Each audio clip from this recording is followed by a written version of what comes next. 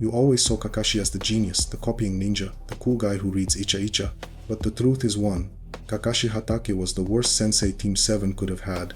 And yes, he was the worst of those available. He didn't lead a team. He babysat 3 problematic orphans and failed miserably in his most important mission. He didn't teach, he neglected. And this neglect, born of deep trauma, is the root of the tragedy that almost destroyed Konoha. What you are about to see is the psychological autopsy of a man's trauma who tried to be a teacher and how his pain turned his best student into the greatest villain in history. I truly don't believe Kakashi was a bad sensei because he wanted to be. He is a bad sensei because he is a broken man. At 13, he saw his best friend Obito die and had to kill his other friend Rin with his own hands. He carried the weight of 2 deaths and the failure of the promise he made to his mentor Minato, and Kakashi's biggest mistake begins with his approval criterion. If you abandon a friend, you are worse than trash and you are failed. Iruka Sensei himself comments that no one was ever approved by examiner Kakashi, but this criterion was actually just a desperate attempt not to repeat the past, and honestly it's a weak criterion. Think of Konoha's 11. Neji, Rock Lee, and Tenten were by far the most capable trio in Konoha, and would certainly have been failed by Kakashi. Kiba, Shino, and Hinata. 3 true prodigies in tracking would certainly fail with Kakashi. Ino, Shikamaru and Choji, perhaps they would be the only ones to actually have a chance. I brought this to the video for one reason. Look how many talents would be wasted if Kakashi were the examiner, because of his personal and inflexible criterion that was again an unresolved trauma. The first sign of failure is neglect. We need to be brutally honest. Kakashi neglected Naruto and Sakura. Naruto, the boy with the 9-tailed fox sealed inside him, the orphan rejected by the village, the boy who needed attention and validation more than anyone. What did Kakashi do?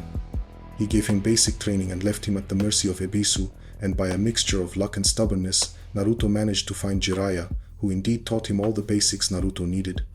Sakura, the girl with the greatest intellect on the team, who had the best chakra control. What did Kakashi do? Nothing. He left her behind, without specific training, without a focus. She only developed when she found Tsunade, the only one who saw her potential. Sakura was the weak link of the team, not for lack of talent, but for lack of investment. Kakashi treated her as a supporting character in the story of 2 boys. And on top of that, he allowed her to participate as a shadow in the Chunin exam. He didn't know how to work with her intellect, her natural talent for chakra control, a perfect counter for genjutsu, and he didn't even notice the superhuman strength she already possessed genetically. Let's talk about the obsessive focus on Sasuke, the genius, the prodigy, the boy who carried the curse of hatred. Perhaps Kakashi clung to Sasuke as a second chance to save his friend, Obito. He taught Sasuke the Chidori, a technique that requires the Sharingan and is lethal. He trained him individually for the Chunin exam, while Naruto and Sakura were left behind. Kakashi wasn't training Sasuke, he was projecting his trauma. The result of this failure is tragedy. Sasuke, the boy he tried to save, became the villain he feared. Naruto, the boy he neglected, had to be saved by Jiraiya. Sakura, the girl he ignored, had to rebuild herself alone, completely from scratch. Imagine Naruto having the emotional support that Guy gave to Rock Lee. Imagine Sakura having the encouragement that Asuma gave to Shikamaru. Imagine Sasuke receiving the values and vision that Iruka passed on to Naruto. Kakashi failed at all levels. He failed as a mentor, he failed as a therapist, and he failed as a leader. We need to talk about his teaching philosophy. Kakashi taught Rule 1, never abandon a friend, but he didn't teach Rule 2, how to deal with loss. Kakashi is the product of a flawed system, the will of fire, but he is the agent of his own failure. He had the choice to be different, to be the mentor he never had, but he chose to be the traumatized person he was.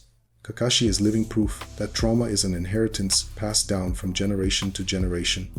We need to delve deeper into the root of the trauma. Kakashi is not just a man who lost friends. He is a man who failed to protect and who carried the guilt of his father's suicide.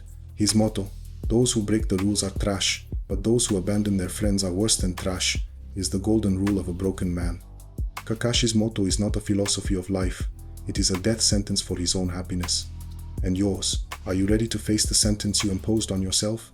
We need to make a brutal comparison with other senseis. Jiraiya saw Naruto's potential and trained him to be the hero he is. Guy saw Lee's potential and trained him to be the genius of hard work. Asuma saw Shikamaru's potential and trained him to be the strategist he is. Kakashi saw the potential of Team 7, but he didn't see the need. He treated them as adults who should fend for themselves when they were just traumatized children. Kakashi is the absent teacher. He teaches you that presence is more important than perfection. And yours? Are you ready to face the absence you feel? We need to talk about the impact of failure. Kakashi's failure is not just personal, it is political. Sasuke became the villain who threatened Konoha's peace. Naruto became the hero who saved the world, but he did so despite Kakashi, not because of him. Kakashi's failure is living proof that individual trauma becomes collective crisis. And yours? Are you ready to face the crisis you created? We need to talk about the final irony. Kakashi becomes Hokage, the leader of the village, the man who should be the example of success. But he does so as a broken man who tried to fix what he himself helped break. Kakashi is the Hokage of irony. He teaches you that success can be the greatest proof of your failure. And yours? Are you ready to face the irony of your life? We need to talk about healing. Kakashi only begins to heal when he accepts his failure and steps away from the role of sensei. He only begins to live when he stops trying to be Obito, Minato, or his father. Kakashi's healing is living proof that acceptance is the first step to freedom. And yours? Are you ready to accept the freedom you deserve? We need to analyze the dynamic of Team 7 as a distorted reflection of Team Minato. In Team Minato we had 1. Minato Sensei, the genius, the leader, the model of success. 2. Kakashi Prodigy, the technical genius but emotionally closed off. 3. Obito Rejected, the boy who sought validation, the weak link. 4. Rinmediato, the emotional bridge, the caregiver. In Team 7 we had 1. Kakashi Sensei, the traumatized, the absent, the one who projects. 2. Sasuke Prodigy, the technical genius but emotionally destroyed. 3. Naruto Rejected, the boy who sought validation, the weak link initially. 4. Sakura Mediator, the emotional bridge, the one who tries to maintain cohesion. Kakashi didn't realize he was recreating his own trauma. He was putting his students in the same roles that led him to tragedy. And yours? Are you ready to face the patterns you repeat? We need to talk about the inability to be an emotional role model. Kakashi taught technique, but he didn't teach emotion. He didn't teach Naruto to deal with rejection in a healthy way. He didn't teach Sakura to deal with envy constructively. He didn't teach Sasuke to deal with hatred in a way that wouldn't destroy the world. Kakashi was a technical genius, but an emotional illiterate. He teaches you that skill without emotional intelligence is a ticking time bomb. And yours? Are you ready to face the ticking time bomb that you are? We need to talk about the crucial moment. The moment Sasuke leaves the village, Kakashi tries to stop him, but he does so with empty words and veiled threats. He doesn't do it with the emotional connection Sasuke needed. Kakashi failed at the crucial moment. He teaches you that presence is more important than perfection. And yours? Are you ready to face the crucial moment you missed? We need to conclude with the uncomfortable truth. Kakashi only becomes a good sensei for Naruto and Sakura when he stops being a sensei and becomes a friend and an ally. He only becomes a good Hokage when he accepts his past and moves away from trauma. Kakashi's living proof that healing is a process, not an event. And yours? Are you ready to face the process you need? We need to close the cycle with the final connection. Kakashi's failure as a sensei is not an isolated event. It is a symptom of the disease that plagues Konoha, the hypocrisy of the Will of Fire. The Will of Fire preaches unity and love, but it creates orphans and marginalizes the different Naruto, Sasuke, Gaara, Nagato, Obito. Kakashi, with his trauma, is the perfect product of this system. He is the genius that the system broke and who in turn broke his students. Kakashi is the mirror of institutional failure. He teaches you that ideology without humanity is a people-grinding machine. And yours? Are you ready to face the machine that shaped you? We need to be clear. Kakashi is a hero, but he is a flawed hero. And his biggest failure was trying to be a sensei when he desperately needed to be a patient. He needed healing, but he tried to teach. Kakashi's final lesson is the most brutal of all. You cannot save others if you do not save yourself first. But now comes the plot twist. Kakashi's story as a sensei is a success story. Exactly, a great success story. Kakashi failed Team 7 during the Classic Era, but he knew how to retreat, train, and improve. And the proof of this is that the journey managed to transform his methodology. In Naruto Shippuden, he was crucial in teaching Naruto how to better use the Shadow Clone Jutsu, the elements, and also the improvement of Rasengan.